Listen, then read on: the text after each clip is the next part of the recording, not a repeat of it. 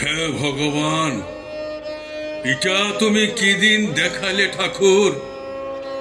এই যে মরণ যন্ত্রণার চাইও বড় যন্ত্রণা, বুকটা কান্নায় ফাটে গেল। জীবনটা এক পশলায় হিড়হিড়াই গেল।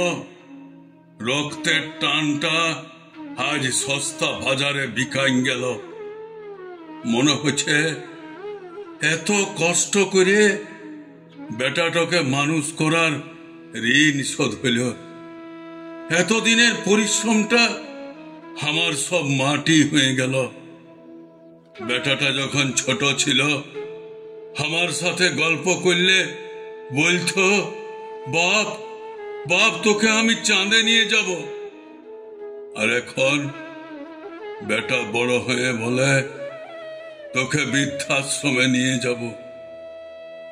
বেটাটা আমার উঠাই আছে, শুধু হওয়ার পরানটা বিকাই গেলছে শহরের বড় বড় দালান আর বুদ্ধিমান মানুষগুলার সাথে মিশে। বেটা যখন ছোট ছিল ওয়াকে নিয়ে কত স্বপ্ন দেখতি।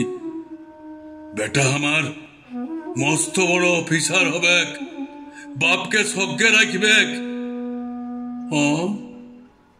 বেটা আমার অফিসার হয়েছে ঠিকই, কিন্তু খামাখে ঠাঁই দিয়েছে নরকটায়। কত স্বপ্ন, কত আশা আমার ময়লা নালাটায় মিশিয়ে গেল। মনটাই ভেবেছিলি আরো বাঁচব 25টা বছর।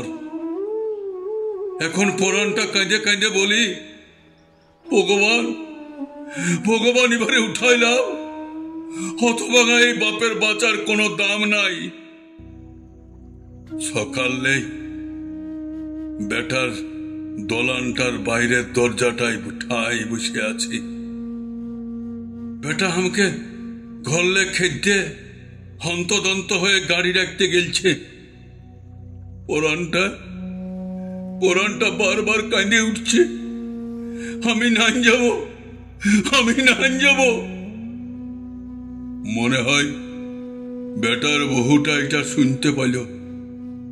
রাগে কসকসায় 2-4টা গাল আর সাথে চড় থাপ্পড়। ভাড়া করা লোকগুলো এসে আমার জামার কলারটা ধরে, আমি নাই যাব, আমি নাই যাব। আমার এই চেঁচানিটা এক নিমেষে বন্ধ হয়ে গেল। জোর জবরদস্তি আমাকে গাড়িতে তুলে পাঠান দিল বৃদ্ধাশ্রম।